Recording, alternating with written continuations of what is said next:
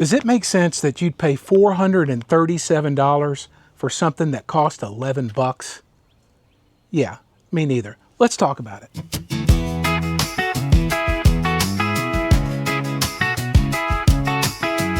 Hey everybody, it's Tim at Midwest Mentors here.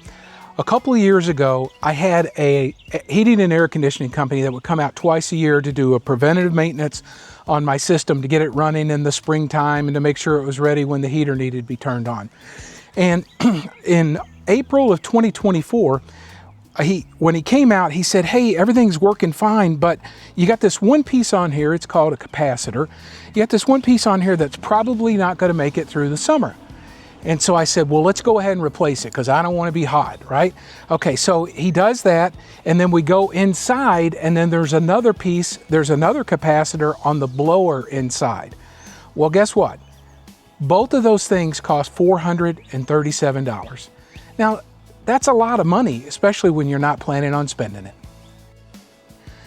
I think it's important to point out that it wasn't July 4th weekend, and he didn't make a separate trip to come out and change that part. He did it while he was here, and it took less than 5 minutes. The fact that it cost so much and it took him so little time to do it was disappointing, but what really got me fired up was the fact that I could buy both parts for $11.68. After that happened, I was determined that I was never going to pay that charge again, and I was going to tell all my friends as soon as possible. I found several excellent videos on YouTube that explain in precise detail how to change these parts. It's not complicated at all.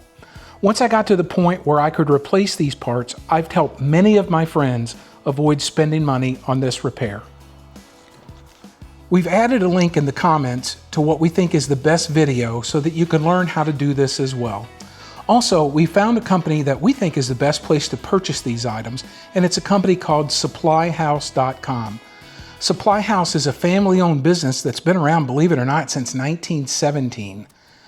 I recommend that you watch the video on how to change your capacitor so that you're ready when the time comes. You'll also want to order a replacement capacitor before you need it. These things have a habit of going out on the hottest days of the year, and you'll want to have one on hand for when it goes out. You'll need to get these numbers from your current capacitors so that you can order the right one from Supply House. Again, before you do anything, now watch the video first, as there are some key safety things you'll need to be mindful of. You might be asking, just what does a capacitor do, and how do you know if it needs to be replaced? Well, you could think of a capacitor like the battery on your car. On your outside unit, your capacitor starts the fan and the compressor. On your inside unit, it starts the blower. You'll know if your capacitor needs to be replaced if the thermostat is calling for cooling, but the outside fan isn't on, or if you don't hear the compressor running. There are other things that could cause these things to happen, but the capacitor is one of the main reasons. Thanks for watching. We really appreciate it. If you wouldn't mind, would you please like and subscribe? Now, when you subscribe on YouTube, you don't have to pay any money. All you do is hit the button that says subscribe, and it lets you know when we have our next video out. Now, here at Midwest Mentors, what we want to do is we want to share the mistakes that we've made so you don't have to make them too. Thanks, everybody. God bless you.